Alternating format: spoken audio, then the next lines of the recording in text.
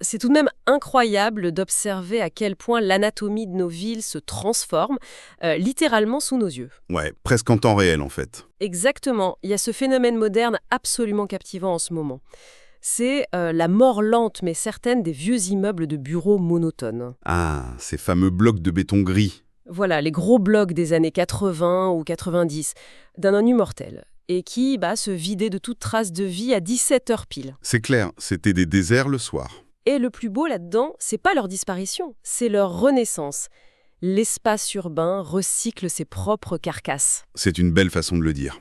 On les voit renaître sous la forme de ce qu'on pourrait appeler des villages verticaux, ultramodernes, des écosystèmes complets, où le résidentiel, le travail hybride et les loisirs fusionnent. Tout à fait. Elle, Notre-Dame de Grâce. NDG pour les intimes. NDG, voilà, en ce début d'année 2026. Et pour nous guider, on s'appuie sur des rapports très détaillés, regroupés sous le titre « Transformation in NDJ ». Des données qui proviennent des plateformes d'analyse wikiresidence.ca et infodrone.ca. Et l'objectif de cette exploration, ça va bien au-delà de la simple inspection de nouvelles briques ou de plans d'architecte.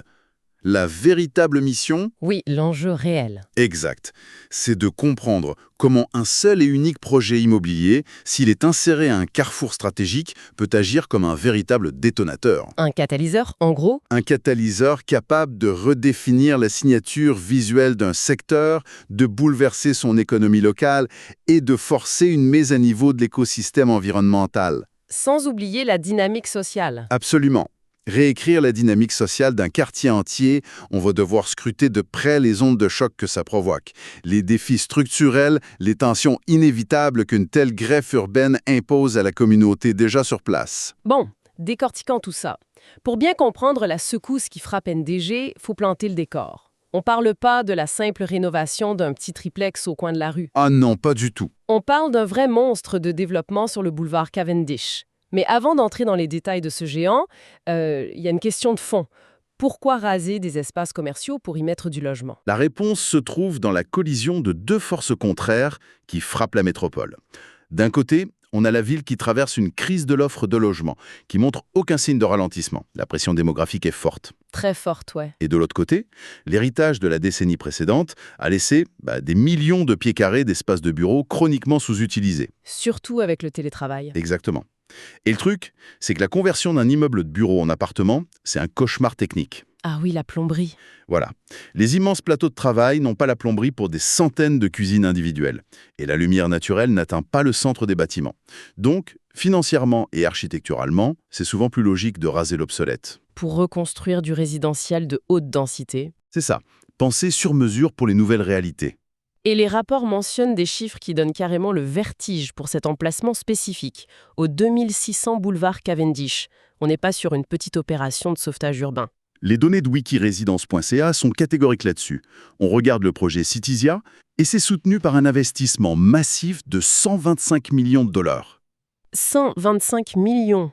C'est bien au-dessus de la moyenne pour ce secteur. Ouais, un développement standard de cette typologie ici, ça oscille généralement entre 80 et 110 millions de dollars. Ce saut financier s'explique par le poids du consortium derrière l'opération. Le groupe HD. Le groupe HD, Omnia et Fira Immobilier. Ils ont littéralement effacé un ancien pôle de service pour ériger un complexe tentaculaire de 350 unités résidentielles. C'est un pari gigantesque. Remplacer un pôle de service par 350 logements d'un coup, c'est créer un mini-village du jour au lendemain. Ce qui est fascinant ici, c'est la logique implacable derrière ce pivot stratégique.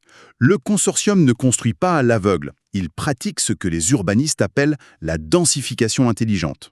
Un terme qu'on entend beaucoup ces temps-ci. Oui, et ça s'aligne millimètre par millimètre sur les directives du plan d'urbanisme et de mobilité 2050 de la ville de Montréal.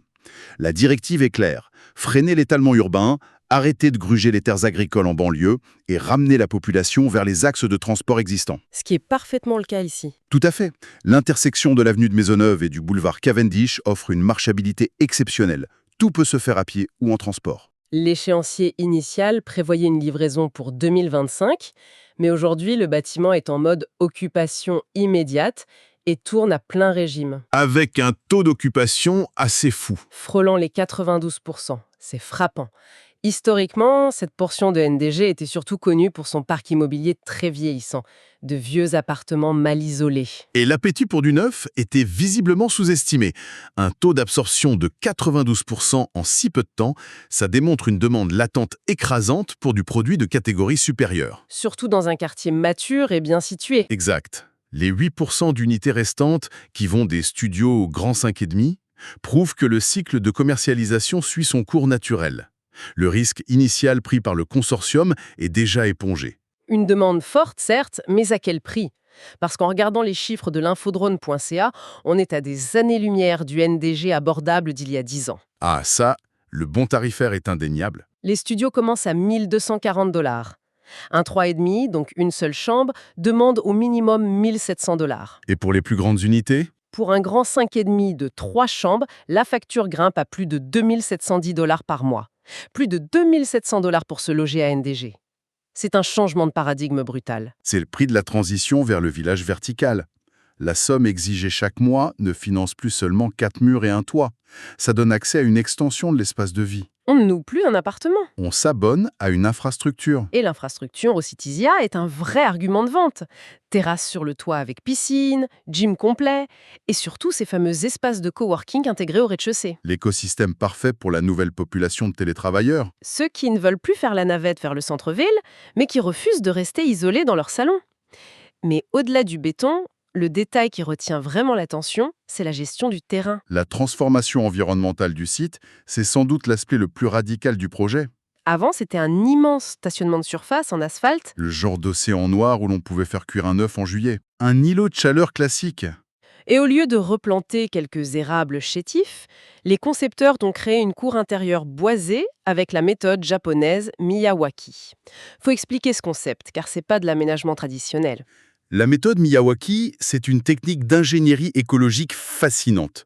Au lieu de planter des arbres espacés de plusieurs mètres, on sélectionne une grande variété d'essences indigènes. Et on les plante de manière extrêmement dense. Parfois 3 ou 4 jeunes pousses par mètre carré. Cette compétition féroce pour la lumière force les arbres à pousser vers le haut à une vitesse fulgurante. Le résultat, c'est une micro-forêt urbaine autonome en quelques années. Plutôt qu'en quelques décennies. C'est une arme massive contre les îlots de chaleur. Et l'impact est tel qu'il force les propriétaires voisins à revoir leur propre aménagement. Un terrain gazonné jauni à côté d'une forêt florissante, ça donne soudainement un aspect très obsolète à la concurrence. Cette pression sur le voisinage illustre bien l'effet d'entraînement qu'un projet de cette envergure provoque. Ça déborde largement du 2600 Cavendish. Sur le plan économique strict, le chantier a soutenu entre 200 et 300 emplois directs et indirects. Pendant la construction. Oui. Mais c'est l'impact démographique à long terme qui modifie l'ADN du secteur. Citizia injecte entre 500 et 700 nouveaux résidents dans un microsecteur très ciblé. Et pour traduire ces chiffres dans la réalité, les capteurs d'infodrone.ca notent que l'afflux a fait bondir le flux piétonnier de près de 15% sur l'axe Cavendish. Ce n'est pas négligeable. Une augmentation de 15%, ça veut dire que le trottoir, qui ressemblait à un no man's land après 18 heures, possède maintenant l'énergie d'une artère commerçante un samedi après-midi. La présence constante de ces résidents en mode hybride modifie les heures de pointe commerciale. La demande de services ne se limite plus au midi. L'anecdote soulevée par les rapports est parlante. Cette nouvelle masse critique a rendu viable l'ouverture de 2 nouveaux cafés de spécialité et l'implantation d'un marché bio. Tous accessibles à pied. Ce mouvement revitalise de façon spectaculaire les secteurs de Sherbrooke West et Upper-Lachine. C'est vibrant, de jour comme de nuit. C'est un portrait flatteur, mais l'analyse doit rester objective. Insérer 700 personnes avec un fort pouvoir d'achat dans un quartier mature, ça engendre des frictions. Inévitablement. La revitalisation est belle sur le papier, mais l'élévation de la valeur foncière exerce une pression énorme sur le parc locatif ancien. C'est la mécanique classique de la gentrification. Et il y a la pression sur les infrastructures. Une augmentation soudaine de la population met une pression sévère sur des infrastructures qui n'ont pas été dimensionnées pour ça. Les écoles et les parcs se retrouvent très sollicités. C'est là que la grogne citoyenne se fait entendre. Ajouter des centaines de résidences sans ajouter d'école, c'est un cauchemar logistique. Comment la ville absorbe ça ? Par des mécanismes fiscaux spécifiques. Quand un promoteur construit un complexe de la taille de Citizia, il doit s'acquitter de redevances de développement. Les fameux frais de parc. Exactement. Ces sommes, qui représentent des millions de dollars pour un projet de 125 millions, sont séquestrées par la ville pour être réinvesties directement dans l'amélioration du domaine public environnant. pour financer la réfection des modules de jeu ou l'ajout de mobilier urbain. Pour supporter l'achalandage, oui. Mais au-delà des parcs, il y a un autre type d'infrastructure qui subit une transformation forcée, la mobilité. Ah oui, avec le transport actif. Le projet a intégré de vastes espaces de rangement pour vélos et une quantité impressionnante de bornes de recharge électrique. C'est excellent pour le bilan carbone. Mais la conséquence, c'est que des centaines de nouveaux résidents sortent simultanément à vélo sur des artères conçues pour la voiture. L'explosion du volume de cyclistes pousse la ville à sécuriser d'urgence les pistes cyclables environnantes. Le développement privé force la main aux travaux publics. C'est le paradoxe de la densification. Les infrastructures privées modernes mettent en lumière les lacunes des infrastructures publiques. Bon, c'est ici que ça devient vraiment intéressant. L'impact de Citizia ne s'arrête pas aux pistes cyclables. Non, ça va bien plus loin. En remplissant si rapidement, le consortium a servi de brise-glace. Ils ont prouvé la viabilité du marché locatif haut de gamme dans ce secteur. En assumant le risque de la première vague, ils ont sécurisé le terrain pour d'autres promoteurs. Et le résultat, c'est l'émergence d'un véritable corridor résidentiel moderne. Si on combine Citizia avec les projets satellites, c'est près de 1200 nouveaux résidents au total. L'étude de ces projets satellites révèle une segmentation de marché très chirurgicale. Les promoteurs n'ont pas cloné la formule de Citizia, ils ont ciblé des niches laissées vacantes. Comme le projet Exal NDG. Le 7300 de la rue Saint-Jacques, un excellent indicateur de cette tendance. L'architecture y est beaucoup plus industrielle. Une toute autre ambiance. Et son attrait principal, ce n'est pas une cour paisible, mais son hyperconnectivité. Adossé à l'autoroute 20 et près de la gare de Montréal-Ouest. Le tarif est aussi différent, non? Plus agressif, ciblant une population plus jeune. Une chambre démarre à 1 508 $. Et la demande est forte pour les 2 chambres, Très prisé par les jeunes professionnels en colocation. pour partager les coûts tout en ayant des infrastructures modernes. Donc, ambiance industrielle d'un côté.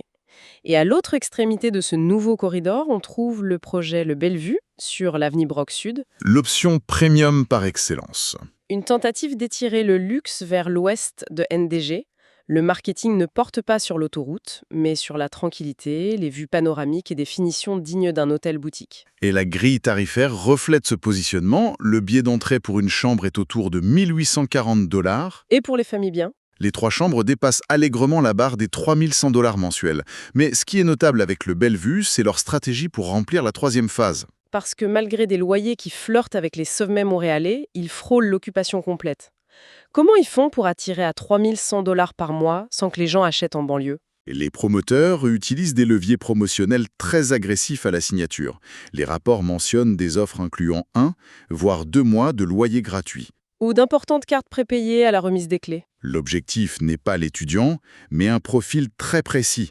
Les familles aisées ou les couples établis qui cherchent à fuir la congestion du centre-ville sans sacrifier les services haut de gamme. Et il y a un effet domino fascinant qui relie tous ces développements. Sur le plan écologique, Citizia a placé la barre très haut avec sa forêt Miyawaki. Ça redéfinit le standard. Les projets satellites comme Exal et le Bellevue ont dû emboîter le pas pour rester compétitifs. Les toits noirs en asphalte ont été bannis au profit de toits blancs.